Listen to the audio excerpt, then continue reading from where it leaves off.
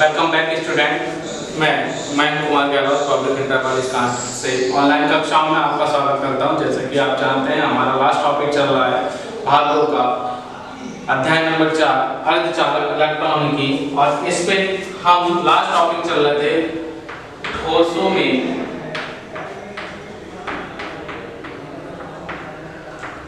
ऊर्जा स्तर। Last topic हम जो कर रहे थे वह क्या कर रहे थे, चालक या धातु कुचालक तथा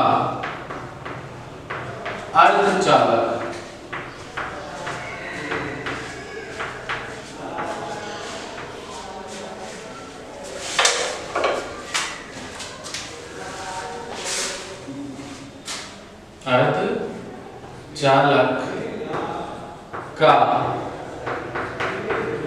वर्गीकरण ये हम पढ़ रहे थे।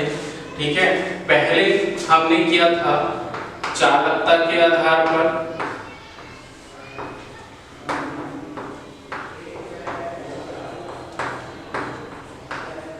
और दूसरा हमने जो किया था ठीक ऊर्जा बैंड के आधार पर।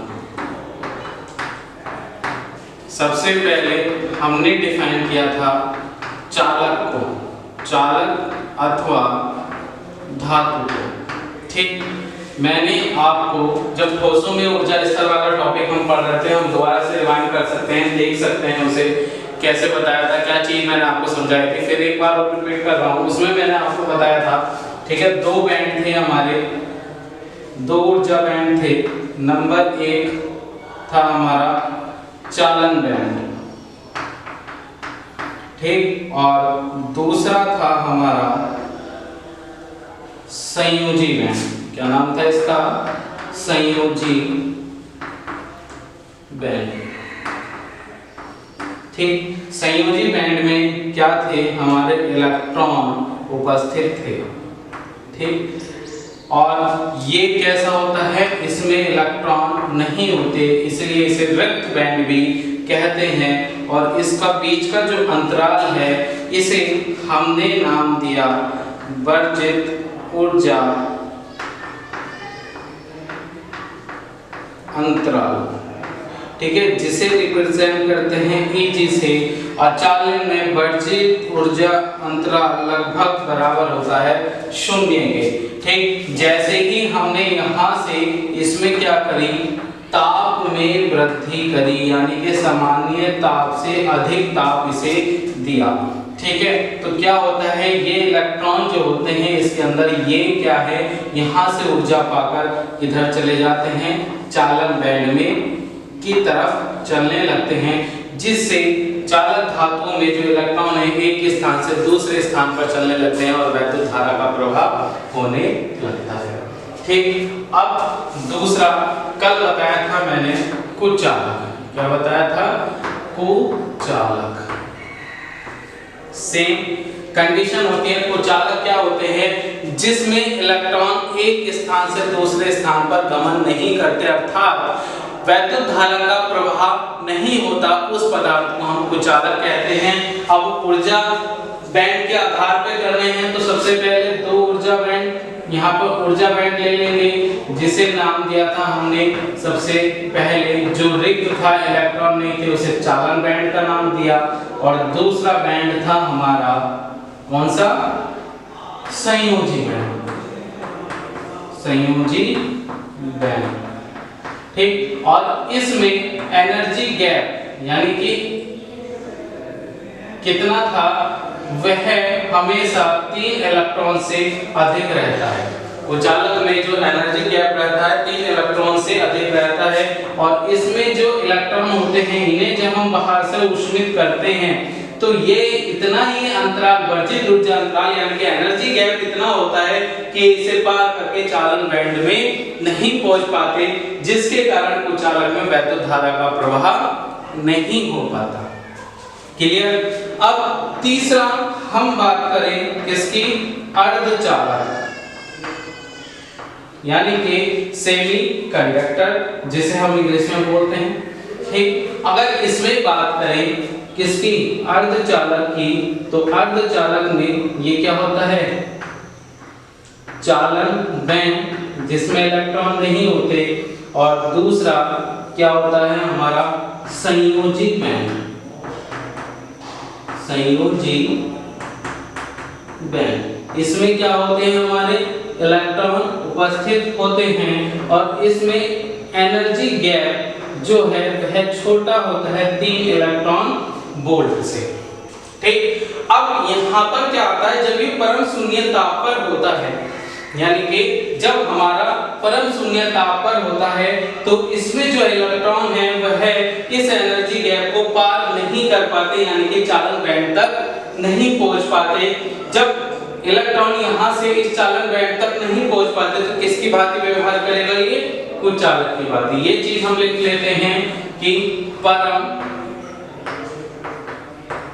शून्य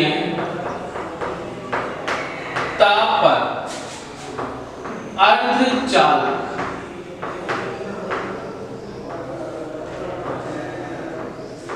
कुचालक की तरह व्यवहार करता है। क्लियर हो गई इतनी बात। अब हमने क्या किया, इसका यहाँ पर ये रूम टेम्परेचर यानी कि सामान्य ताप पर स्थित है, ठीक है। अब सामान्य ताप से यदि इसका ताप हमने थोड़ा सा बढ़ा दिया जाता है तो ये इलेक्ट्रॉन में क्या आ जाती है, ऊष्मा आ जाती है। जब इन इलेक्ट्रॉनों में ऊष्मा आएगी तो यह अपना कक्ष छोड़कर दूसरे कक्ष में जाएंगे, यानी कि ऊर्जा बैंड, संयोजी ऊर्जा बैंड को छोड़कर किधर की तरफ चलने लगते हैं, चालन बैंड की तरफ चलने लगते हैं। ठीक, तो इसमें क्या होता है, इस तरह से इसमें वैद्युत धारा प्रवाह हमारा बहने लगता है।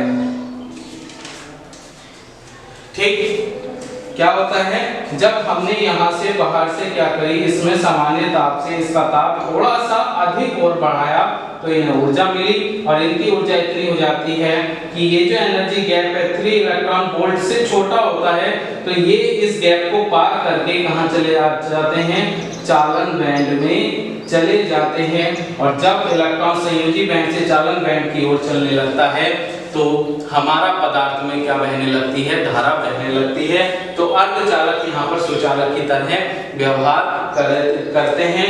अब यहाँ पर एग्जाम्पल लेते हैं हम जर्मेनियम और सिलिकॉन। ठीक, जर्मेनियम का परमाणु क्रमांक होता है 32 और सिलिकॉन का परमाणु क्रमांक होता है 14। ठीक, तो यहाँ पर जो जर्मेनियम का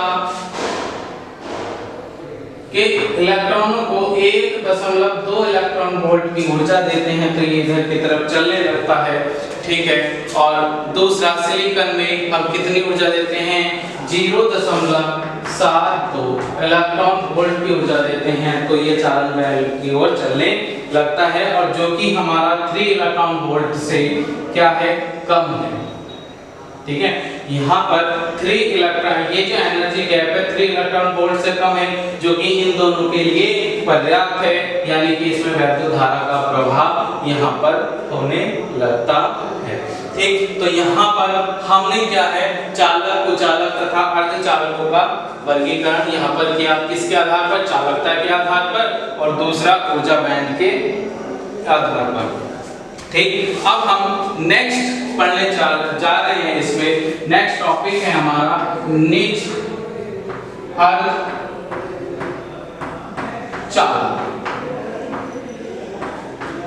ठीक, वह अर्धचालक जिसके अंदर कोई भी अशुद्धि नहीं मिली होती है, वह अर्धचालक जिसके अंदर कोई भी अशुद्धि नहीं मिली होती है, वह अर्धचालक हमारा क्या कहलाता है, निज अर्धचालक कहलाता है। ठीक, परंतु इसमें क्या कह दें, या दूसरी लैंग्वेज में हम कहें कि इसमें जो कोई अर्धचालक पदार्थ होता है कोई हमारा अर्धचालक पदार्थ और अन्य परमाणु तथा अर्धचालक परमाणुओं की संख्या का अनुपात। ठीक, हमारा क्या होता है, यदि एक मिनट ध्यान से सुने बात को, फिर मैं दोबारा से बोल रहा हूँ। निज अर्धचालक क्या होता है, जिसमें कोई भी अशुद्धि नहीं मिली होती, उसे हम निज अर्धचालक कहते हैं, परंतु वास्तव में ऐसा होना संभव नहीं है। अब अर्धचालक को